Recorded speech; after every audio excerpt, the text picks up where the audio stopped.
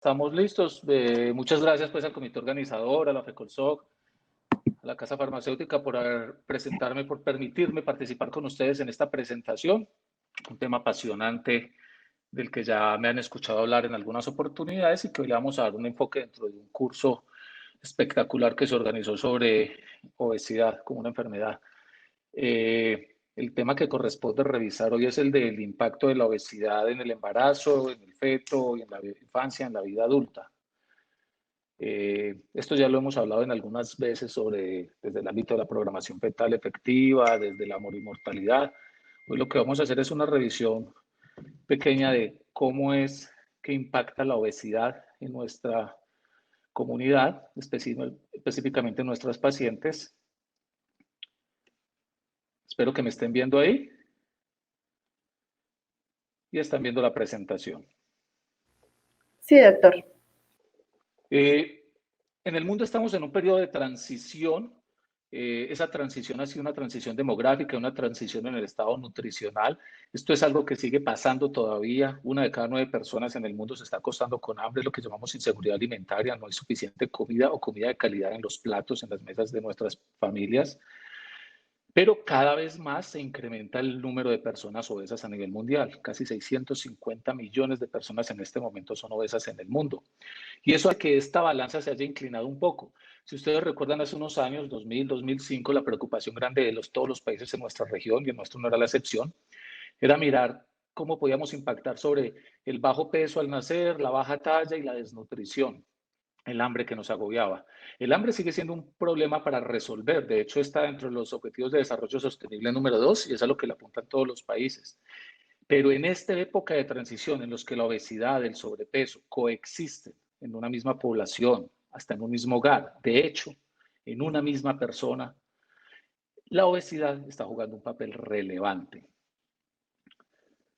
Estas son las tasas sacadas de un estudio reciente del Observatorio Mundial de Nutrición y Salud de la FAO, la Organización Mundial de la Salud y la UNICEF, publicado el año pasado, donde vemos cómo el sobrepeso se ha ido incrementando paulatinamente en todos los grupos de edad, desde los menores de 5 años, los niños, los bebés, las personas en edad escolar, los adolescentes, y esta es una problemática grande. 17% de las adolescentes tienen sobrepeso y obesidad. Y esto es importante porque vemos como en regiones, como nosotros en la región del eje cafetero, podemos tener tasas de embarazo en adolescente que pueden llegar de entre el 22 a veces 24%. A nivel nacional se habían situado en el 19% en el último estudio del DANE, pero hay unas zonas donde esa prevalencia es mucho más alta. Entonces impacta tener una mujer adolescente y que además tiene obesidad con el resultado perinatal que vamos a obtener. Hay una progresión grande en las tasas y en la prevalencia de obesidad, pero si ustedes notan lo que es azul un poco más intenso, no el gris sino el azul más oscuro, corresponde específicamente a la obesidad. Y vemos cómo el incremento en los últimos 15, 20 años de la obesidad ha sido mucho mayor, porcentualmente hablando, que el incremento del sobrepeso. Es decir, el sobrepeso y la obesidad se han incrementado a nivel mundial, pero cada vez tenemos más personas en el rango de obesidad que en el rango de sobrepeso. Si seguimos esa tendencia y hacemos unas proyecciones a 2025, miren este mapa tan dramático que tenemos. Esta es la proyección de las mujeres que pueden tener obesidad severa a 2025. 177 millones aproximadamente. ¿Y por qué recalco mujeres y por qué obesidad severa? Porque es el escenario más caótico que podemos llegar a tener. Son las mujeres en edad fertilidad reproductiva, adolescentes que posteriormente se van a embarazar y van a generarnos unos resultados perinatales adversos, con un gran costo y un gran impacto social y económico y a nivel de salud en todas nuestras poblaciones y comunidades. Si bien es cierto, la malnutrición ha disminuido en las últimas décadas, casi hasta la mitad, seguimos teniendo bebés de muy bajo peso, mujeres de muy bajo peso y baja talla, retardo en el crecimiento, malnutrición crónica, pero lo más importante, todo este pool de alteraciones nutricionales que vamos a llamar malnutrición, que incluye la desnutrición y la sobrenutrición, pero además incluye el hambre oculta, que es el déficit de micronutrientes. Esas son las 3 cargas nutricionales a las que nos enfrentamos ahora. Toda esa malnutrición es responsable hasta de un 45% de la mortalidad infantil y perinatal, porque se asocia con parto pretérmino, mayor hemorragia, anemia, preeclampsia, una serie de entidades que hacen que las tasas de mortalidad aumenten en nuestra región. Entonces, miren la importancia. Si logramos incidir en mejorar el estado nutricional, en dar una nutrición adecuada, en lograr una programación fetal efectiva, podemos incidir indirectamente en esta morbimortalidad perinatal. Y como vamos a ver más adelante, la carga de la malnutrición en la vida adulta es grandísima también. ¿Cuál es la situación de nuestro país? Esta es la encuesta de la situación nutricional más reciente publicada, el ENSIN 2015. Los que siguen de cerca estos resultados saben que cada 5 años se hace la encuesta. Estábamos trabajando con datos del 2010 hasta que en el 2018 publicaron estos resultados. Es un sondeo, un muestreo a nivel nacional, es el más grande para determinar la situación nutricional de nuestra población y vemos cómo Colombia sigue siendo un país de una situación de inseguridad alimentaria. Más de la mitad de nuestra población está en estado de inseguridad. Y esto es muy importante porque esto quiere decir que tenemos que trabajar e incidir en mejorar esas condiciones de suplementación o complementación nutricional en nuestras mujeres, en nuestras embarazadas. Si bien es cierto que comparados con el ENSIN del 2010, que estamos en 57%, bajamos 3 puntos porcentuales, sigue siendo más de la mitad de los hogares de Colombia en una situación de inseguridad. Y ni qué hablar de lo que podremos estar viviendo en estos momentos de pandemia, porque es que todos estos indicadores a nivel global se dispararon. El acceso a alimentación, a nutrición adecuada no es bueno. El desperdicio de alimentos y comidas en todas las ciudades, en el campo, en los mercados, es grandísimo. Este problema, cuando empiecen a salir los estudios recientes y los muestreos recientes, seguramente va a haber empeorado dramáticamente. Aquí parte de algunos resultados del ENSIN que quise traer a colación. Desafortunadamente en Colombia nos rajamos en lactancia materna exclusiva en los menores de 6 meses de edad. En los últimos 15 años hemos disminuido esa tendencia. La teníamos en el 46.9 la lactancia exclusiva, veníamos en una curva ascendente impresionante, muy buena, y luego la hemos bajado. En la última encuesta 2015, 36% no más de lactancia materna exclusiva. ¿Por qué es importante esto? Porque hemos hablado muchas veces de la generación de un fenotipo nutricional, entre comillas, que se desarrolló durante el embarazo. Y la única forma de corregir esas alteraciones que se pudieron haber dado en la etapa intrauterina es tratando de mejorar el aporte nutricional después del parto. Y desafortunadamente sabemos que si lo mejor es la lactancia y no lo estamos obteniendo en unos porcentajes adecuados, vamos a tener mayor prevalencia de malnutrición desde las etapas iniciales de vida, que se van a reflejar en la edad adulta. Exceso de peso. Estas son las tasas globales, nacionales, total, hombres y mujeres. 56%, casi el 57% de la población colombiana al 2015 teníamos sobrepeso y obesidad. Más de la mitad de nuestra población con sobrepeso y obesidad. Ahora, eso se afectaba desde las diferentes etapas de la vida. Mire la tendencia en los de 5 a 12 años. Es ascendente comparando las 3 últimas encuestas en sí. Y se situaba casi en una cuarta parte de la población de adolescentes y etapa escolar de 5 a 12 años con sobrepeso y obesidad. Y los adolescentes 13 a 17 años no estaban exentos de esto. También se aumentó desde el 2005 al 2015, ya llegamos casi a un 18%.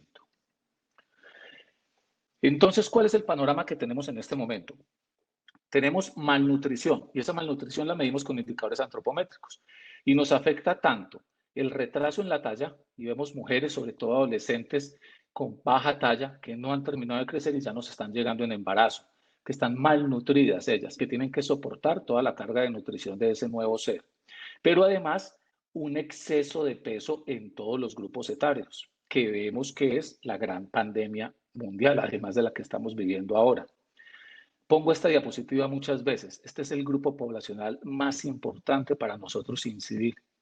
Es terminar de formar ese tejido humano, esa niña que se volvió adolescente, tratar de llevarla en un mejor estado nutricional para que cuando se embarace pueda aportarle mejores nutrientes a ese bebé y así intergeneracionalmente podamos revertir esta tendencia.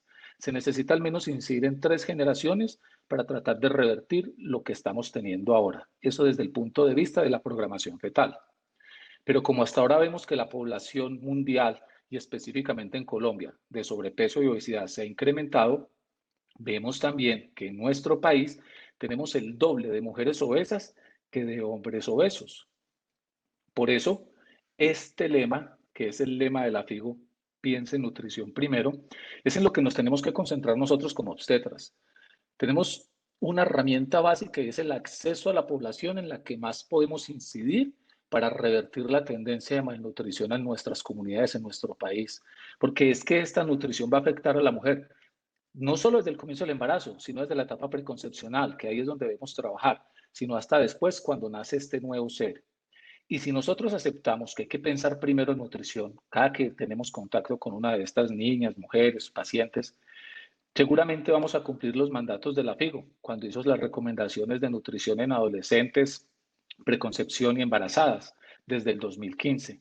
Y es entender que el estado nutricional de las futuras generaciones dependen de que mejoremos las condiciones de ese medio ambiente fetal. Y el medio ambiente fetal no es nada más ni nada menos que el útero, que la mujer, que la paciente embarazada.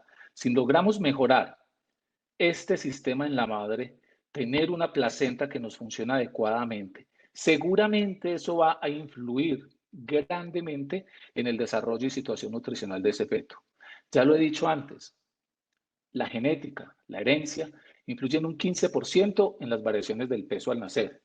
En cambio, lo que nosotros hagamos con ese medio ambiente intrauterino influye en un 30%, el doble, en ese peso al nacer.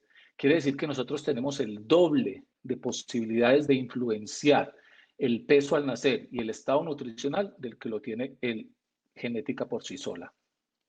¿Y por qué genética? Porque nos tenemos que remontar a este personaje, el doctor David Berk, que falleció en 2013, agosto. Él fue el primero en hablar y ver la relación que había entre una situación nutricional deficiente en las primeras etapas de la vida y el riesgo de morir prematuramente por enfermedad cardiovascular en la vida adulta. Y de eso se trata esta conferencia, de ver cuál es el impacto de la obesidad en la mujer y en ese feto y en ese recién nacido, y qué impacto tiene también en la vida adulta. Y el impacto es por esto, por lo que les he dicho muchas veces, por la programación fetal. Tenemos 2 fases en esta etapa de nutrición y de desarrollo humano. Una programación cuando se dan cambios, ya sea por estímulos ambientales, nutricionales, sobrenutrición, desnutrición, placenta, medio ambiente, tóxicos, en fin, una gran cantidad de factores que van a influenciar cómo se programa y cómo se desarrolla ese feto, porque es que el feto tiene la capacidad de adaptarse a todos estos cambios externos. La diferencia con un adulto es que cuando nosotros tenemos un insulto, una agresión, un paciente ahora de COVID que tiene un insulto grande, una respuesta inflamatoria sistémica, él hace cambios estructurales, hace cambios adaptativos y metabólicos, pero en el adulto esos cambios son transitorios, son pasajeros. Son únicamente mientras está expuesto a esa adversidad.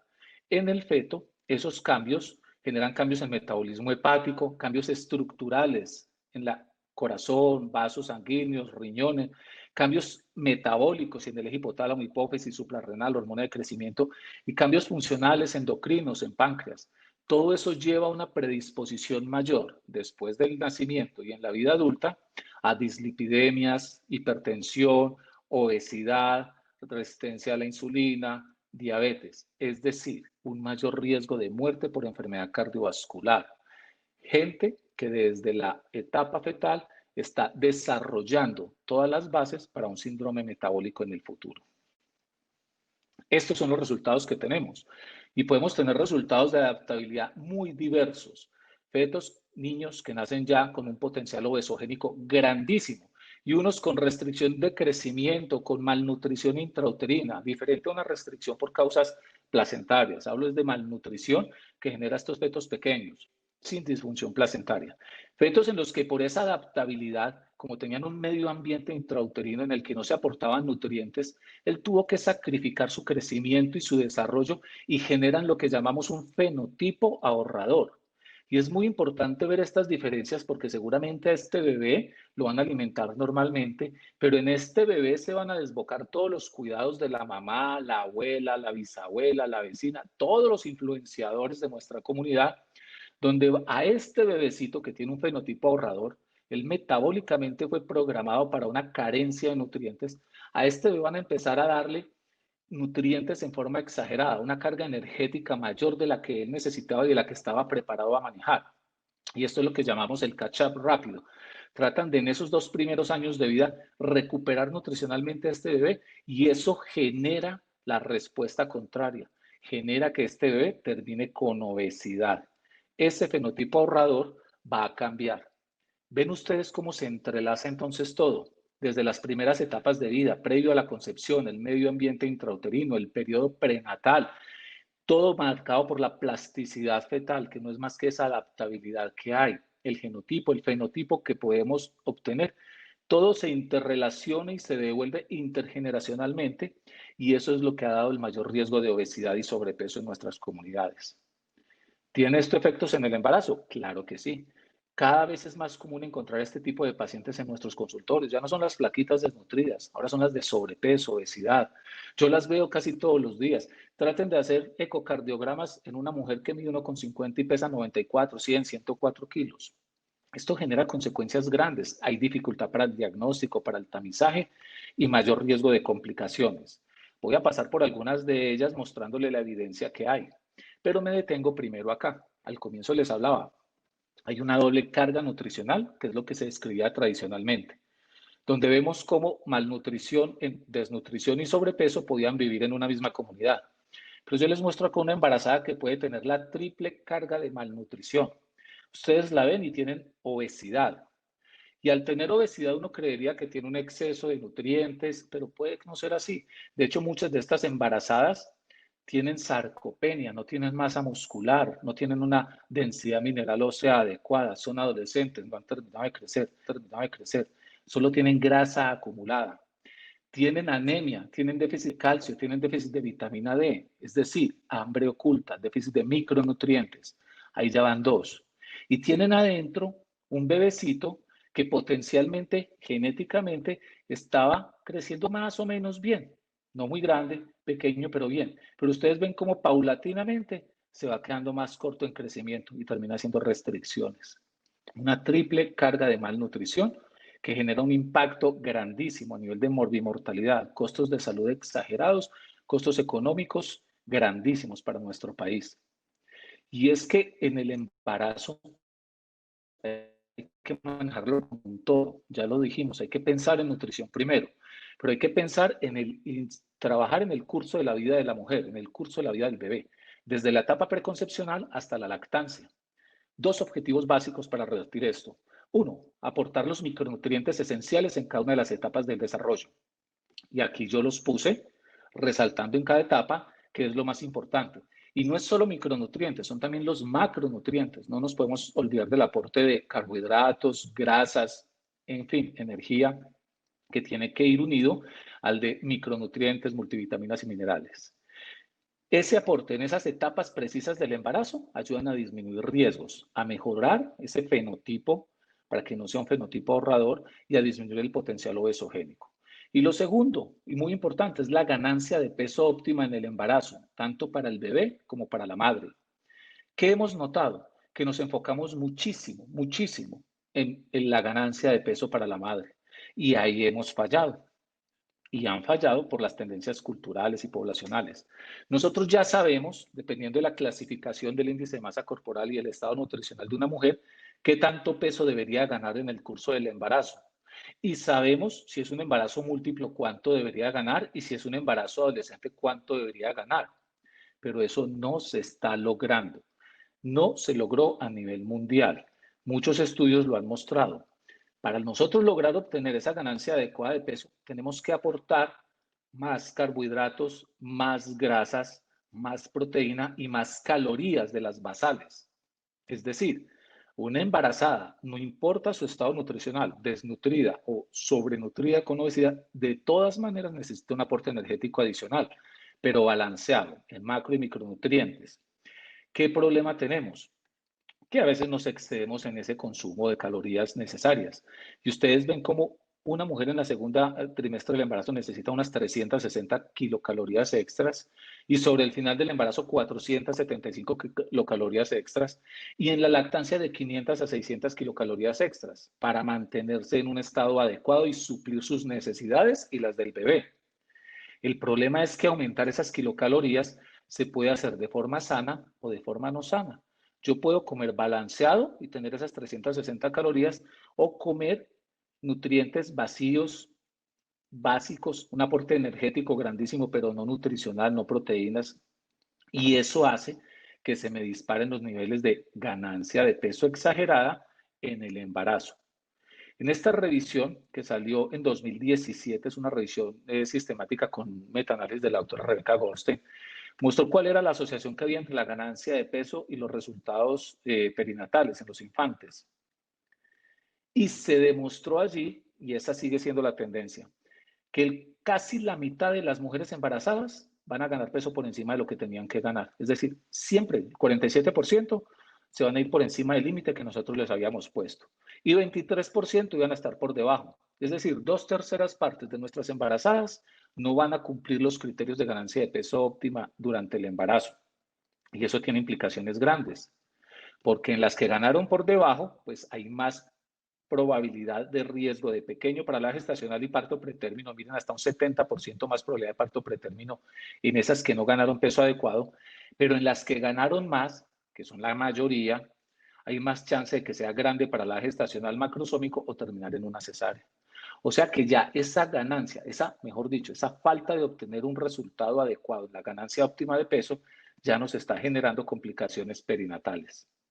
Y este otro punto que se nos olvida, muchas tienen parto y nos olvidamos de ellas. Y cuando llegan en el siguiente embarazo, que las vemos gorditas, les preguntamos, señora, ¿y qué le pasó? ¿Por qué con este sobrepeso? No, doctor, es que después de que tuve el primer hijo, yo quedé gordita y ya no fui capaz de volver a bajar peso. Ustedes lo tienen que haber escuchado muchas veces. Y es cierto, 6 meses después del parto, 50% de las mujeres todavía retienen más de 5 kilogramos de lo que deberían haber perdido y 25% más de 10 kilogramos de lo que deberían haber perdido.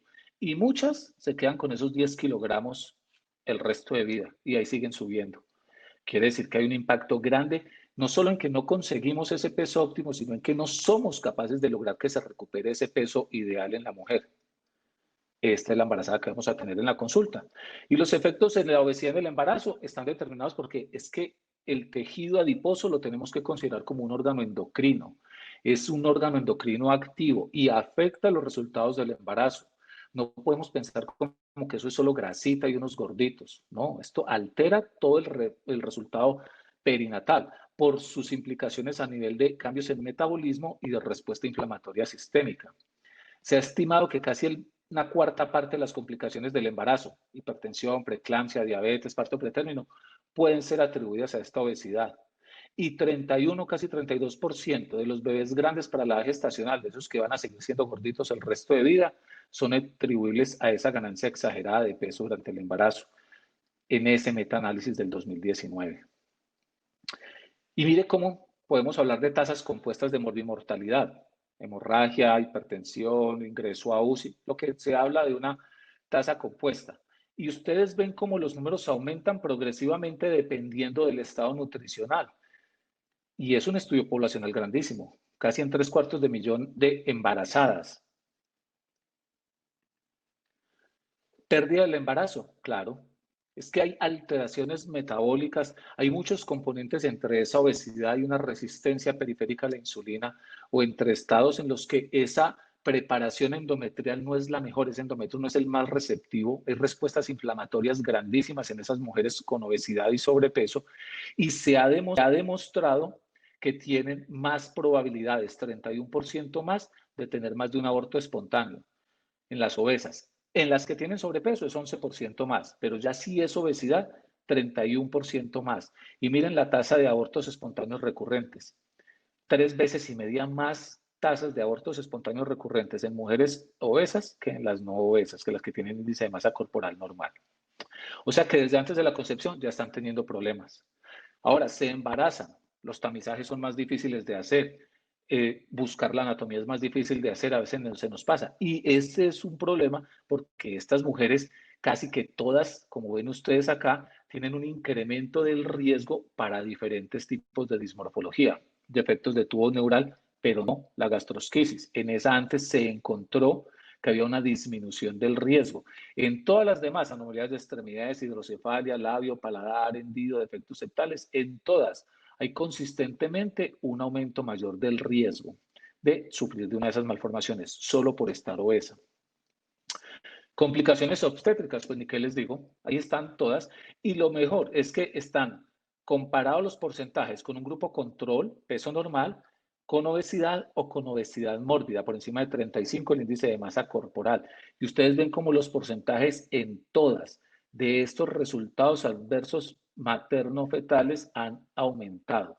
Desde alteraciones en peso al nacer, restricción del crecimiento, parto pretérmino, ruptura de membranas, hipertensión, terminan en parto instrumentado, mayor sangrado. En fin, todos los riesgos aumentan. Este metaanálisis que se hizo en una cohorte australiana muy grande, más de 5 millones de mujeres embarazadas, del impacto de la índice de masa corporal y la ganancia de peso y las complicaciones. Es grandísimo. Tomó población de Norteamérica, Europa, Australia. ¿Y qué se logró demostrar en él? Esto. Por cada, ojo con esto, mire, es por cada aumento, por cada kilo de aumento en el índice de masa corporal, en el sobrepeso y obesidad. Después de que pasan de 25, por cada kilo que aumente, esta es la probabilidad de riesgo, el OR, el odds ratio, que va a aumentar el riesgo de cada una de estos eventos adversos. Hipertensión gestacional, preeclampsia, diabetes, parto prematuro, bajo peso y grande. Es decir, no podemos decir que la señora simplemente por estar gordita ya tiene estos riesgos. Es que eso pasa, pero además le debemos decir, entre más gordita, mayor el riesgo. Y eso quedó demostrado en este metaanálisis en 2019. Esta es una herramienta importante para ver cómo tenemos que hacer un control adecuado porque podemos incidir en estos resultados adversos perinatales. Riesgos absolutos de muertes, claro, y mire cómo cambian esos riesgos absolutos, todos mostrando un aumento del riesgo que va desde el 15 hasta el 24% para muerte fetal, muerte al nacer, muerte perinatal, neonatal o en la infancia, pasando de índice de masa corporal normal a sobrepeso obesidad. Entonces, hay mayor mortalidad perinatal con la obesidad. Impacto en la madre y el feto, lo podemos resumir en esto. En la obesidad podemos considerar que esa mujer casi que entró en un síndrome metabólico del embarazo. Es que hay mayor probabilidad de que esa señora tenga una respuesta inflamatoria sistémica, de que tenga una hipertensión o trastorno hipertensivo del embarazo, de que haga una alteración en ese metabolismo de los carbohidratos, diabetes gestacional, resistencia y alteración de la función pancreática alterada. Todo eso genera ese ambiente de síndrome metabólico del embarazo que la va a afectar a ella, pero va a afectar también a su bebé. Y se demostró entre pacientes normales y obesas que estadísticamente era significativa la diferencia en cualquiera de estos marcadores de respuesta inflamatoria. Todos. La obesidad en el embarazo es una gran respuesta inflamatoria sistémica de esa mujer y de ese entorno y de ese medio ambiente intrauterino. Y ya hemos escuchado a profesores brillantes hablando de las implicaciones que tiene esa respuesta inflamatoria sistémica en el desarrollo perinatal, no solo en crecimiento, sino en neurodesarrollo y en función metabólica. Macrosomía y obesidad, claro. Si había obesidad, había 1.73% más de riesgo de que hubiera macrosomía y que el bebé fuera obeso. Pero si además esa paciente desarrollaba una dieta gestacional, se subía a más de 2 veces la probabilidad de que eso pasara. Miren, cuando hablamos de obesidad materna como predictor de obesidad en la infancia, es que es heredable. Y no solo en los que tienen bebés grandes, sino en los bebés con bajo peso. Acuérdense que esos tienen el fenotipo ahorrador. 5 veces más de riesgo en las obesas y casi 8 veces más probabilidades de terminar obesos cuando la mamá hizo una diabetes gestacional. Una alteración grande. Pero también en asma y en respuesta inmunológica, 35% más probabilidades de desarrollar asma si la mamá fue obesa. Parto pretérmino, se han encontrado estudios, 2010, este metaanálisis y revisión sistemática, un 30% de asociación entre ellos dos. Y complicaciones posparto, pues no nos detengamos, pero todas, empezando por la gran disfunción metabólica. Pero hay unas en las que no prestamos atención. Miren la depresión posparto. estas mujeres hacen más depresión postparto y muchas de ellas asociadas a déficit de algunos micronutrientes, como el DHA, que logran disminuir el riesgo de esa depresión postparto y de sintomatología depresiva después del parto y de mejor adaptabilidad neonatal y adaptabilidad en la infancia y en la adolescencia de esos nuevos bebecitos. Y complicaciones al final, ya cuando van a hacer el bebé. Esta imagen la podemos ver muchas veces, la paciente que nos la entregan ya en quirófano, hasta marcada para entrar y hacer la incisión, porque este es un cambio en el paradigma.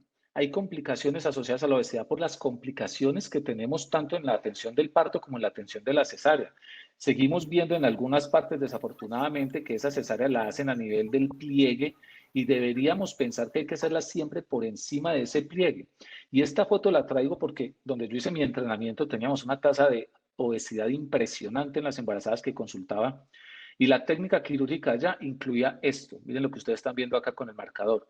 Una incisión transversa por encima del ombligo. Porque si empezábamos a hacer incisiones transversas, pues acá, en este pliegue que es un caldo de cultivo para todo, ustedes ya saben en qué termina eso. Si la hacíamos infraumbilical, muchas veces podíamos terminar por debajo a nivel de la sínfisis púbica, no llegamos a cavidad abdominal. Entonces, consideren en casos de obesidad extrema, obesidad 3, que muchas veces la incisión y el abordaje también tiene que cambiar y debería ser supraumbilical. Y es una técnica que está descrita en la literatura y con buenos resultados, sin utilización de drenes y sin nada de lo que ya sabemos que no funciona en este tipo de pacientes. Y esto es lo que debemos evitar. Cada vez vemos más estos niños andando en la calle o creciendo así. Mire, una obesidad severa en un infante que termina en unidades de cuidado intensivo. Esto es lo que está llenando ya ahora nuestras unidades de cuidado intensivo. Y eso es lo que hay que trabajarle y evitar. Porque es que ese bebecito tuvo una reorganización cerebral, un remodelamiento cardiovascular y una programación metabólica que lo van a alterar para el resto de su vida. Es que en ese bebé ya sabemos que el desarrollo neurológico va a estar alterado, va a haber deterioro cognitivo, va a haber trastornos del espectro autista, trastornos de déficit de atención, ansiedad, depresión, esquizofrenia, trastornos en la alimentación. Mire, estas personas, cuando empiezan con obesidad desde la infancia, tienen menos probabilidades de terminar su vida escolar, hasta 10 a 14% menos probabilidades. Está demostrado en estudios que también tienen menos probabilidades de conseguir un empleo, de mantenerse en ese empleo. Entonces, el impacto socioeconómico es grandísimo y se convirtió en un problema. Segunda causa de muerte es la obesidad, como un problema global. No solo por toda la obesidad en sí, sino por la asociación con otras enfermedades que tiene. Asociación con diabetes, con enfermedad cardíaca isquémica, pero miren esta, en la que a veces se nos olvida pensar. 7 a 41% de ciertos tipos de cáncer están relacionados con la obesidad. Y no es una asociación con obesidad, es una relación de causalidad. Y en epidemiología eso ya tiene un impacto grande. No es que haya asociación en que yo soy gordito y después termine con un cáncer. No, la relación es de causalidad y significa que yo soy gordito, me paso en mi índice de masa corporal y hay una mayor probabilidad de que yo, por ser gordito, termine desarrollando un cáncer, algunos tipos de cáncer, cáncer uterino sobre todo, 41%, cáncer de hígado, riñón, colon, 10%. Estuvo determinado en este estudio publicado en 2014, más de 5 millones de adultos en el Reino Unido, que por cada incremento de 1 kilo por metro cuadrado en el índice de masa corporal, podían resultar casi 4.000 casos nuevos de cáncer en el Reino Unido. Causalidad entre el índice de masa corporal elevado, sobrepeso y obesidad, y el desarrollo de cáncer en el futuro. ¿Y todo por qué? Por esto. Tenemos malas prácticas de alimentación, malos hábitos. Y todas estas enfermedades que ustedes ven relacionadas allí, que hacen parte del espectro del síndrome metabólico, en diferentes encuestas poblacionales en nuestro país se han determinado que tenemos una mayor prevalencia y todas tienen una relación fuerte con la malnutrición. Malnutrición que podemos corregir desde la etapa prenatal. De ahí la importancia de manejar este tema. No es solo empezar a corregir la malnutrición en la vida adulta. Está bien, hay que hacerlo. Pero logramos un impacto mayor si empezamos a corregirla desde la etapa fetal. Porque es que en Colombia, estos son datos del Observatorio Mundial de la Salud, en Colombia mire la proporción de mortalidad por diferentes enfermedades crónicas no transmisibles. Es que estas enfermedades crónicas no transmisibles corresponden al 75% de las causas de muerte en nuestro país, pero generaron un problema más grande y es la probabilidad de morir prematuramente. Hasta 12% de mortalidad prematura, es decir, yo me muero antes de lo que debería morirme por mi expectativa de vida, solo por tener malnutrición y haber terminado con una enfermedad crónica no transmisible. ¿Y la mortalidad prematura qué significa? Significa menor productividad de un país. O sea que no solo el impacto a nivel de salud, sino el impacto económico tan grande que tiene y la carga económica tan grande que tiene la malnutrición. Muertes prematuras, 12% por las principales causas de enfermedades crónicas no transmisibles en Colombia. Estoy hablando de Colombia, ese estudio. Se ha hecho el CEPAL, ha hecho estudios del impacto social y económico y el gasto en salud y lo que se le tiene que invertir en salud es impresionante. Recientemente, el año pasado, no solo el CEPAL, sino la OCDE, perdón, publicaron la revisión y el estado de la nutrición en los países miembros de este grupo, al que entramos y no trata controversia, pero sirve para medirnos. Y ya nos dimos cuenta que por la malnutrición, que podríamos corregir desde la etapa fetal, por la malnutrición, podemos disminuir para 2050 casi hasta 3 años la expectativa de vida. Que la malnutrición le está consumiendo a Colombia 4.3% del patrimonio interno bruto. Eso es una cantidad de plata impresionante que se va solo en los gastos derivados de manejar las complicaciones de esta malnutrición. Cuando yo debería invertir es en evitar esas complicaciones. Y está demostrado que si yo invierto en mejorar el estado nutricional en la etapa fetal, por cada dólar invertido, yo tengo un retorno y un ahorro de $6.75. Es la mejor inversión que se puede hacer en términos de costo-efectividad, manejar un adecuado ambiente intrauterino desde el punto de vista de la nutrición. Esa malnutrición da un 8% menos probabilidad de emplearse en el siguiente año. Mire el costo del mercado laboral en pesos, tanto por ausentismo, incapacidad, desempleo, como presentismo. Es un término que se maneja en este gremio. Y el presentismo es aquel que sí está en el puesto de trabajo, pero que produce menos de lo que podía producir porque ya llegó enfermo. No se mueve igual, está con dificultad respiratoria, está hipertenso, no produce igual, está enfermo. Ese es el presentismo. No se va, no se aísla de su trabajo, pero no produce igual y eso genera costos. 92 millones de muertes prematuras van a ocurrir en los próximos años en los países miembros si no se corrige este problema de malnutrición. ¿Cómo manejarlo? No es del tema de esta charla, solo dejo que pueden consultar las recomendaciones de la ECO, donde se va a ver el manejo de la paciente obesa en el embarazo, publicado en 2015, reafirmado en 2018. Y ahí están las recomendaciones A, B o C que ustedes pueden desarrollar para manejar este tema. Pero sí quería mostrarle lo que está generando, y esto es en lo que nos vamos a enfocar seguramente en el futuro. En esas otras intervenciones que ya están mostrando con algunas controversias que pudieran tener algún efecto benéfico. Y una de las primeras en hablarse fue en esta revisión Cochrane, en la que se habla de la metformina, publicada en julio de 2018. Y hay mucha controversia, lo hemos discutido en el Congreso de Perinatología, se discutió el uso de la metformina, el doctor Roberto Romero y Agustín Conde escribieron un artículo impresionante, muy bueno, donde hablan de la metformina como la nueva aspirina, una molécula que pareciera que sirviera para todo, pero hay que ponerle alguna atención porque hay que hacer unos estudios mucho más específicos, mejor diseñados para tratar de obtener las respuestas. Pero en pacientes con sobrepeso u obesidad sí parecen mejorar los resultados perinatales y es de lo que se trata. Hay una reducción significativa de marcadores inflamatorios y concentración de glucosa. Sirve la metformina. Pero miren esta es la más reciente. Son intervenciones para prevenir el desarrollo de diabetes mellitus gestacional. Y la traje a colación porque tiene que ver con el manejo de pacientes obesas y obesas mórbidas que se comportan como este grupo poblacional de altísimo riesgo de desarrollar una diabetes gestacional. Esta publicación salió ahora en junio de 2020 y se la resumo solamente acá. Las intervenciones que mostraron alguna evidencia de un efecto benéfico. Ojo, les advierto, la fuerza y la potencia de esos estudios no era la más fuerte, era de moderado a bajo, en mostrar que podían servir. Y era la combinación de dieta y ejercicio, una disminución del 15% en el desarrollo de diabetes gestacional en pacientes obesas.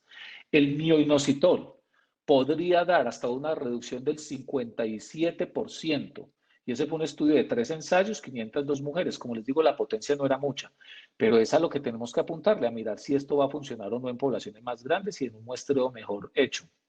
Pero como les digo, en esa revisión Cochrane, estas 4, dieta y ejercicios combinados, mioinositol, vitamina D, que podría disminuir casi el 49% el riesgo de desarrollar diabetes gestacional, y la metformina en un 15%.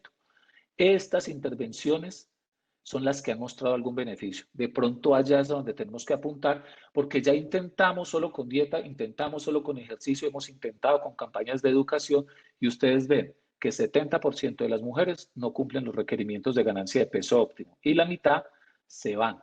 Es por eso que vuelvo y recalco con esto, este grupo poblacional, las niñas, las mujeres adolescentes, es donde deberíamos enfocarnos.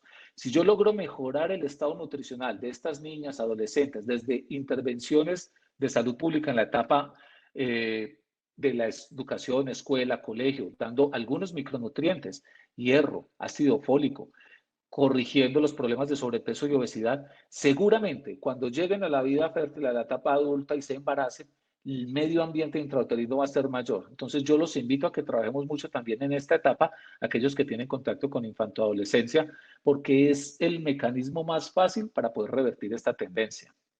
Vuelvo y repito, no se trata de aliviar a los adultos al final en la etapa de su vida, es de programar fetal efectivamente a esos nuevos bebecitos, porque es más fácil construir un niño fuerte que reparar hombres rotos. Muchísimas gracias.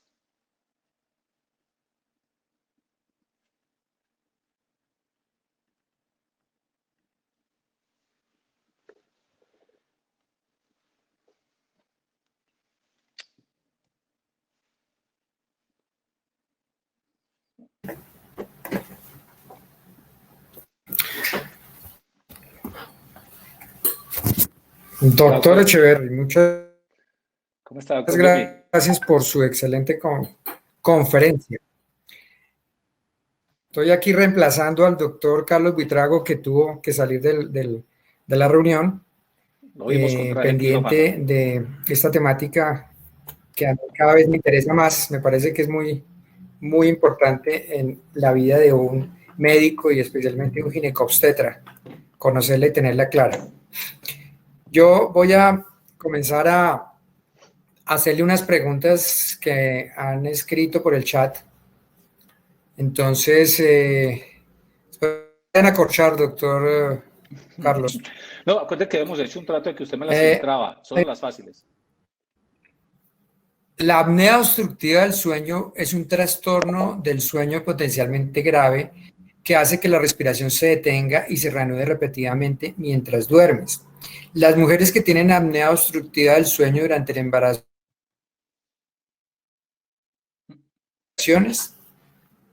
se me cortó un pedazo. Las mujeres que tienen apnea obstructiva del sueño durante el embarazo. Sí. ¿No? ¿Qué? ¿La pregunta era cuál? Que si hay más riesgo de tener complicaciones. Claro, de hecho hay mayor prevalencia de apnea obstructiva del sueño en la que es obesa y además está entonces embarazada. La mujer o el hombre, solo por estar obesos, tienen más riesgo de esa complicación. Una restricción a nivel de esa caja torácica, mayor tejido que hace que se produzca una obstrucción. El embarazo aumenta ese riesgo de esas complicaciones, disminuye la oxigenación y está relacionado, no muy grande, pero sí está relacionado con efectos perinatales adversos. Hay una disminución un poco en la oxigenación y hay incrementos en esa presentación de las apneas del sueño. Estas mujeres amanecen más cansadas, con dolores de cabeza más intensos y empiezan a hacer algunos trastornos metabólicos y de adaptabilidad.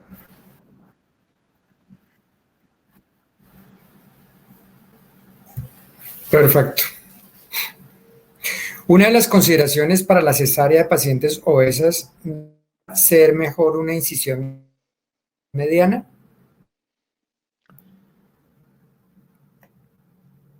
Antes se había pensado que la incisión mediana la podía manejar más fácil, el abordaje era fácil, pero como les mostré, la técnica descrita recomendada en obesidad mórbida es con incisión en piel transversal y supraumbilical. Anecdóticamente les cuento, cuando estaba en el entrenamiento tuvimos el caso de 2 residentes, 3, que entraban infraumbilical, transverso infraumbilical, y terminaron haciendo un ojal en ese delantal de grasa. Cuando la mujer es muy obesa, casi que uno puede atravesar por completo las capas de piel. Entonces la recomendación es que hay menos complicaciones para ellas en las obesidades mórbidas con incisión transversal supraumbilical, que fue lo que les mostré en la gráfica de la diapositiva.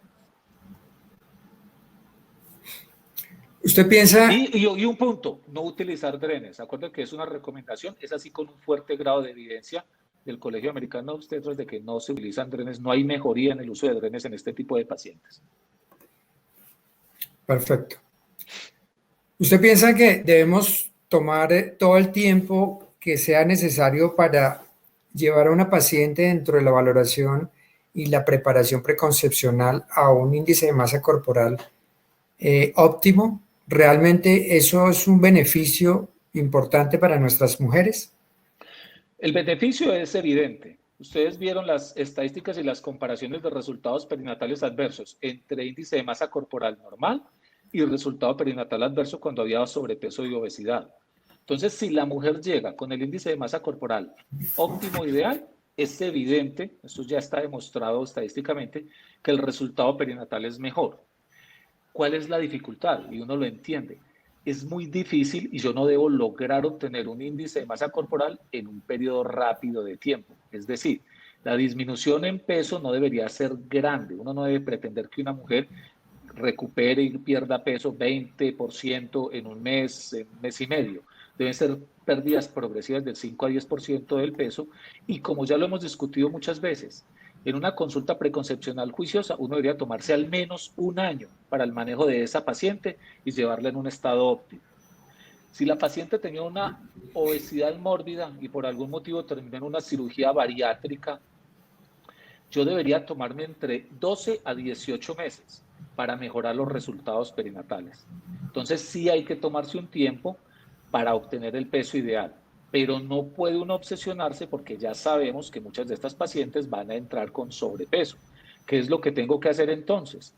No aumentar la carga energética de macro, micronutrientes en esa embarazada, lograr que gane un peso, pero de una forma muy pausada. Acuérdese que es entre 5 a 7 kilos máximo. Y si no gana peso y se mantiene sostenida y yo le doy la suplementación adecuada y tengo un crecimiento fetal óptimo, no tienen de qué preocuparse. Tenemos a veces que irnos un poquito más y no quedarnos en el carnet, en la curva de ganancia de peso materna, sino ver cómo está creciendo ese bebé. Y hay embarazadas que pierden peso al comienzo, muchas de ellas, y no hay que ponerlas a que lo recupere. Manténgase estable, puede que no gane, pero si nutricionalmente, hierro, calcio, ácido fólico, micronutrientes, la tengo suplementada y el crecimiento fetal es óptimo, no hay problema con que no gane peso. Lo que debo evitar es inducir pérdidas de peso en las obesas y en sobrepeso, porque eso genera un estado catabólico que me genera un efecto malo en el bebé.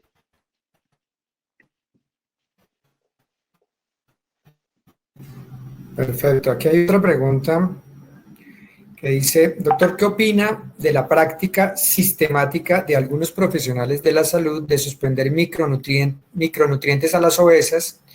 Y dos, ¿cómo considera se debe abordar la conducta preconcepcional, que la mayoría de embarazos son no planeados y más aún médicos desestiman interrogar sobre planificación o considerar obesidad como enfermedad? Claro, excelente pregunta, muy buena pregunta. Hemos tenido muchas discusiones sobre el uso de micronutrientes. Y de hecho, en las revisiones Cochrane, la última había sido en 2017 del doctor Buta y esa se cambió en 2018-2019 porque la carga de evidencia global fue tan grande que al realizar un nuevo metaanálisis se logró demostrar que la suplementación con múltiples micronutrientes que tengan o incluyan hierro y ácido fólico es mejor que dar solo hierro y ácido fólico en una mujer embarazada. Es decir, que ese paradigma de que una mujer solo necesitaba el hierro, el ácido fólico y ahora recientemente el calcio, ya cambió, porque la evidencia lo demostró y los invito a revisar esa charla. Yo alguna vez la di en un escenario de la FECOLSO, de la FECOPEN, y la invitación es a suplementación con múltiples micronutrientes que contengan hierro y ácido fólico, y el resultado perinatal es mayor. Entonces, suspenderlo, no. Los multivitamínicos no tienen aporte calórico grande, entonces la creencia de que darle vitaminas a una paciente que está obesa la va a hacer engordar más es un mito y es una creencia popular. Pero vamos un poco más allá. Hay micronutrientes en el embarazo o suplementos nutricionales del embarazo que además de los micronutrientes tienen aporte energético calórico, tienen proteína. Son preparaciones en polvo que la embarazada puede tomar y no están contraindicadas en el embarazo ni en la paciente obesa. Porque es que acuérdense que a pesar de que está obesa con sobrepeso, yo tengo que incrementar 350 kilocalorías en el segundo trimestre, 450, 475 en el último trimestre. Y si lo damos con una fórmula balanceada proteico-energética y con múltiples micronutrientes, mejor. La evidencia de eso ya está. Y las recomendaciones de dar complementos balanceados en pacientes que estén en inseguridad alimentaria, la tenemos nosotros escritas en las guías de práctica clínica desde el 2010-2013. O sea que hay evidencia fuerte de que no se debe suspender la suplementación. De hecho, los invito a que la mantengan durante el embarazo. Lo que hay es que diferenciar qué déficit específico tiene para tratar de corregirlo. Y en cuanto a considerar la obesidad como una enfermedad, claro que sí. Es que es una enfermedad, aquí lo estamos viendo. Y el tejido adiposo es un órgano endocrino. Cuando hay una disfunción de ese órgano endocrino, porque hay un exceso de panículo adiposo, todo va a cambiar en la mujer. Entonces, desde la etapa preconcepcional deberíamos empezar a pensar en eso. De hecho, estudios de la Organización Mundial de la Salud y de hecho de la FIGO ya han mostrado y hay recomendaciones de que si tratamos a las mujeres en la etapa escolar con suplementación de ácido fólico 1 a 2 veces por semana, hierro 1 o 2 veces por semana en el colegio, en la escuela, y les ponemos en un plan de ejercicio y dieta, podemos controlar el peso y cuando lleguen a la etapa fértil y lleguen al embarazo, van a estar en mejores condiciones. Bueno, teniendo en cuenta una pregunta anterior donde se habló del aumento de complicaciones y de hipertensión durante el embarazo en la paciente con obesidad, ¿usted cree que estaría indicado el uso de aspirina de manera preventiva en pacientes con obesidad? Claro, de hecho, en la última revisión que salió del Colegio Americano de Obstetras y Ginecólogos, que nosotros estamos llevándolo muy de cerca, hay una tabla para indicaciones para el uso de aspirina en bajas dosis. Ellos la utilizan en 81 miligramos, es la recomendación que dan. Y es muy bueno porque al final, en el abstract, tienen una tabla que yo los invito a que ojalá uno la tuviera metida en los centros, en los computadores cuando hace control prenatal. Y es una lista de chequeo donde le dicen qué pacientes catalogadas como de alto riesgo o de bajo riesgo deberían o no utilizar aspirina. Y en esas pacientes, sobre todo en las obesas tipo 2, 3, el uso de aspirina en dosis baja está indicado. Pero vamos un poco más allá, que se han hecho estudios. ¿Cuál es entonces el momento óptimo para iniciar la aspirina? Entre más temprano, mejor. Y las guías del Colegio Americano dicen que desde temprano, desde el primer trimestre, de la semana 16 hasta la semana 28, ojo, hasta la 28. Si yo lo empiezo después de la 16, no voy a tener la misma proporción de efecto benéfico, pero sí voy a tener algo de efecto benéfico y lo podría iniciar. Si lo empiezo antes de la 16, el potencial benéfico del uso de la aspirina es todavía muchísimo mayor. Los estudios grandes y el grupo europeo, ¿qué es lo que promueve? Que el tamizaje no sea solo por factores de riesgo, en los que la obesidad es uno de ellos, o resultados perinatales adversos previos, sino que además de eso tengamos en cuenta el tamizaje genético que hacemos, donde medimos Doppler de arterias uterinas y tenemos la posibilidad de medir presión arterial y de poner marcadores bioquímicos como el factor de crecimiento placentario o el PAPA, y con ese pool yo puedo definir mejor quién se me va a beneficiar o no del uso de la aspirina. Ahora, en pacientes obesas hay una tendencia y una recomendación 81 miligramos, es muy baja. El efecto benéfico, también en revisión Cochrane de este año, mostró que las dosis tenían que ser superiores a 100 miligramos, entre 100 a 150 miligramos, porque hay algo que se nos olvida y es que hay pacientes que tienen una resistencia al efecto de la aspirina, solo que eso no lo vamos a medir en la práctica clínica. Y hay pacientes que no tienen buena adherencia al uso de la aspirina. Ese es el motivo porque la recomendación actual que hemos dado es iniciar temprano, antes de la 16, pero puede tener efecto benéfico si la paciente llega tarde en el control prenatal. Usted la ve a la semana 17 y tiene criterios para uso, empiécele la aspirina. Hay evidencia que muestra que puede tener algo de efecto benéfico. Y empiécela con dosis por encima de 100 miligramos al día, no de 81.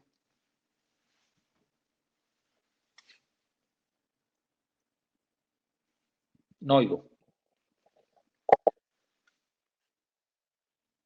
No le oigo. Sí, dice, otra pregunta que dice, ¿qué opinión merece la relación de la genética que genera la obesidad y la toxicidad materna, no solo en el feto y en el resultado perinatal, sino además en la salud por vía transgeneracional de los nietos de esa paciente? Claro, era lo que hablábamos ahora, que uno tenía que incidir en 3 generaciones. Es que toda esta carga se va generando y se va devolviendo. Hay una herencia. El hijo de una mamá con obesidad ahora tiene más potencial obesogénico durante su desarrollo y su desarrollo en su vida. Si llega a la adolescencia, edad reproductiva con obesidad, ese hijo ya tiene esa carga de esa generación anterior también. Entonces era el potencial obesogénico del que yo les hablaba, ese medio ambiente con un efecto transgeneracional. Por eso vuelvo y recalco, para uno, desde el punto de vista de la programación fetal, incidir en esto, deben trabajarse al menos 3 generaciones siguientes en mejorar el estado nutricional. Perfecto.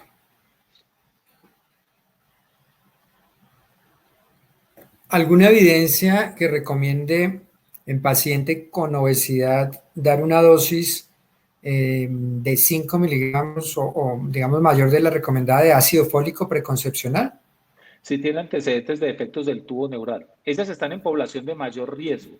Y las recomendaciones que aparecían, y de hecho en una recomendación del doctor Colesco y del grupo del Early Project, decían que en estas embarazadas con obesidad y obesidad mórbida, en los 3 primeros meses antes del embarazo y en los 3 primeros meses del embarazo, dar 5 miligramos.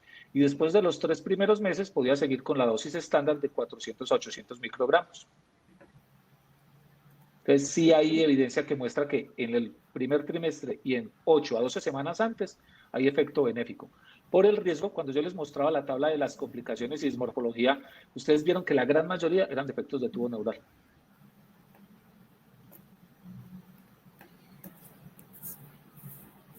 Hay una pregunta que nos dice que qué recomendación le da a la gestante respecto al consumo de café. Creo que teniendo en cuenta la temática, sería interesante si hay alguna evidencia respecto a la paciente con obesidad, además. No, con obesidad no. No hay estudios muy grandes con algunos tipos de alimentos, pero con el café sí está demostrado que la dosis máxima segura de cafeína es de 200 miligramos. Eso equivale a 2 tacitas de café de las que nosotros nos tomamos, 2 tintos. Entonces, máximo 200 miligramos de cafeína al día. Está demostrado que no hacen daño ni en la mamá ni en el bebé. Más de eso sí pueden ser deletéreos. Ya si se toman un espresso bien fuerte, ahí ya se va la dosis. Si se van a Estados Unidos y se toman una Starbucks de 16 onzas, van como 350, 375 gramos de cafeína. Entonces, lo recomendable es máximo 2 tazas normales de café al día, máximo. Bueno. Otra cosa, edulcorantes artificiales pueden utilizarlos sin problema. O sea que esa es una forma de endulzar las que necesiten y se tomen el tinto. Los pueden utilizar los edulcorantes artificiales sin tener problemas mayores en este momento. Bueno, hay otra pregunta. Dice, ¿el diagnóstico de obesidad en paciente gestante con índice de masa corporal normal? Preguntaría, la interpreto como si se puede hacer diagnóstico de obesidad en paciente gestante con índice de masa corporal normal. No, porque es que el diagnóstico de obesidad lo estamos haciendo con un índice de masa corporal alterado. Entonces, la guía dice que yo debo hacerlo con el índice de masa corporal pregestacional, si tengo esos datos. Si no lo debo hacer con la medición que tenga del peso y talla al menos antes de la semana 16. De hecho, esa recomendación está escrita en las guías de práctica clínica de nosotros acá en Colombia.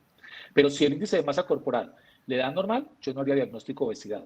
Lo que sí le entiendo es otra pregunta, es que yo puedo tener un índice de masa corporal normal y tener algún grado de malnutrición, porque yo puedo tener una sarcopenia y nosotros tenemos pacientes en las que uno ve que el tejido adiposo es grandecito, pero la masa muscular no. Y sarcopenia es algo que nosotros como obstetras no estábamos acostumbrados a hablar ni a tener en cuenta, pero cada vez va teniendo más relevancia y hay manejo específico para la sarcopenia. Y de aquí el uso de preparados con proteína y micronutrientes en algunas embarazadas, porque es que mejora ese desarrollo muscular. Yo solo les pongo el ejemplo de la embarazada adolescente. Esa niña no ha terminado de crecer. Esa niña todavía necesita lo que consuma, suplementar sus necesidades básicas de desarrollo.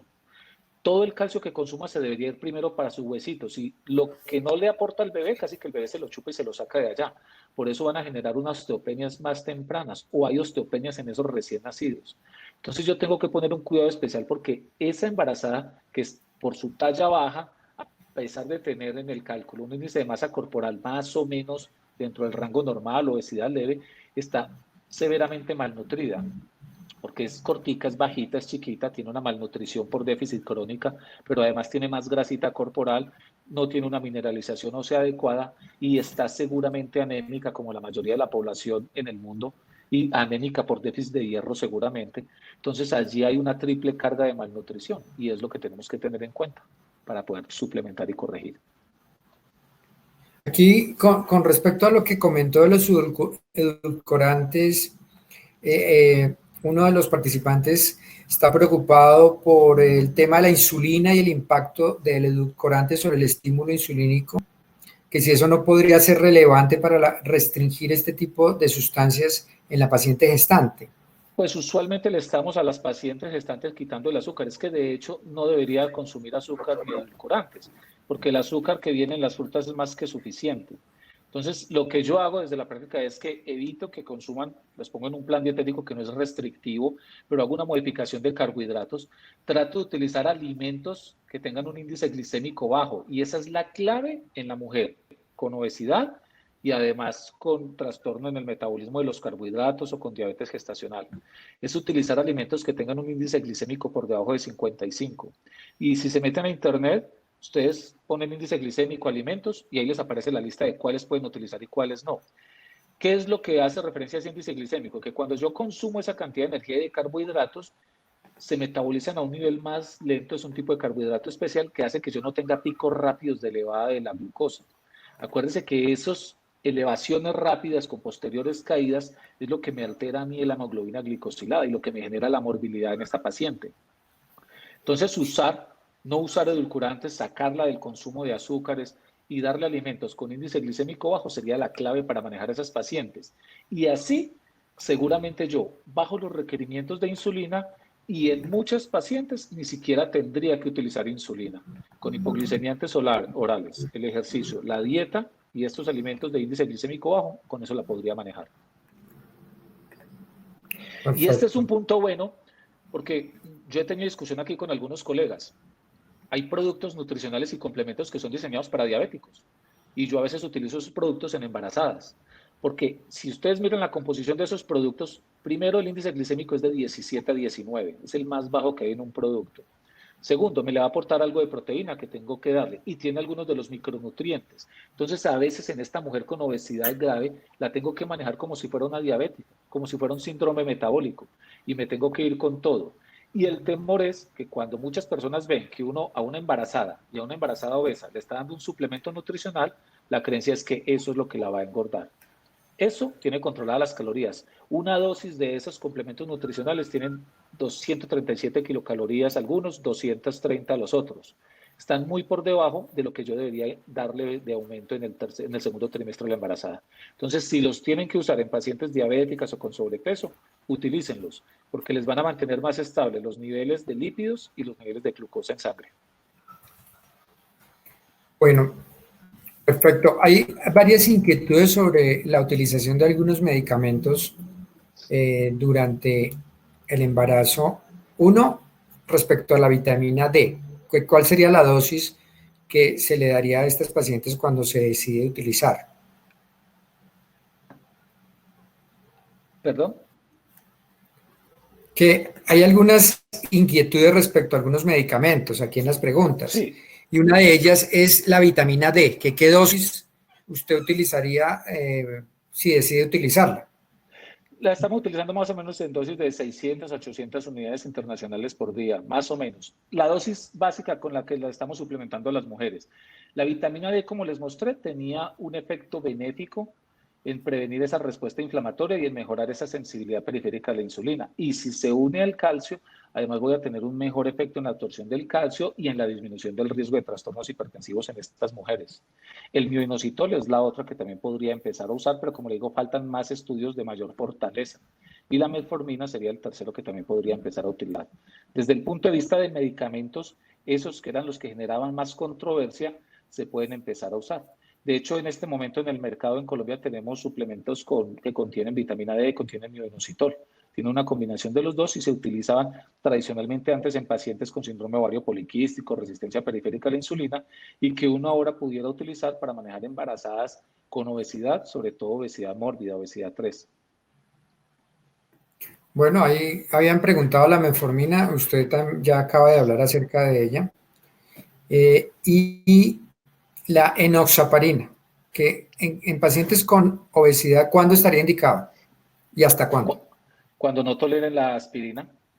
Lo que yo voy a hacer es, si es solo por la obesidad, yo quiero tener un efecto antitrombótico y la aspirina ya me ha demostrado que tiene ese efecto.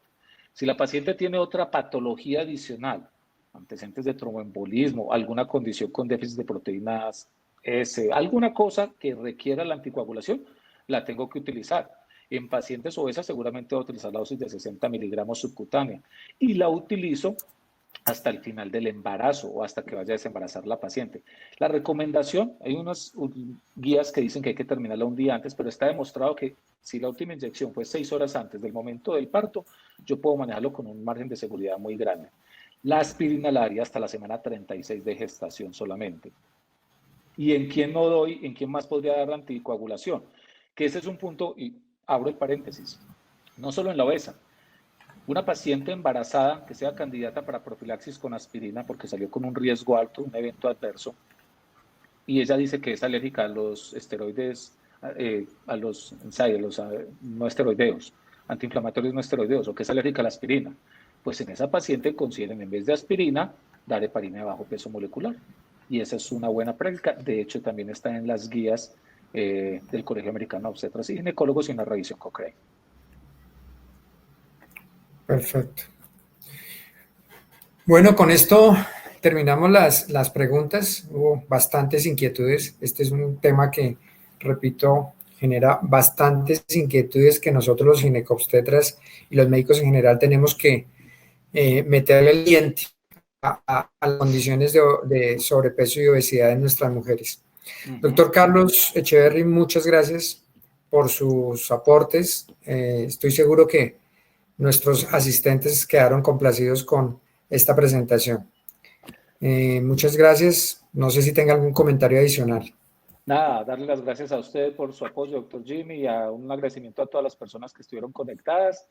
Si hay alguna duda, inquietud, quieren compartir algún artículo, lo pueden pedir al correo carlos.echeverry@outlook.com o carlos.echeverry@ucaldas.edu.com. Escríbame, yo les contesto a la mayor brevedad posible y les puedo compartir los estudios, presentación, lo que necesiten.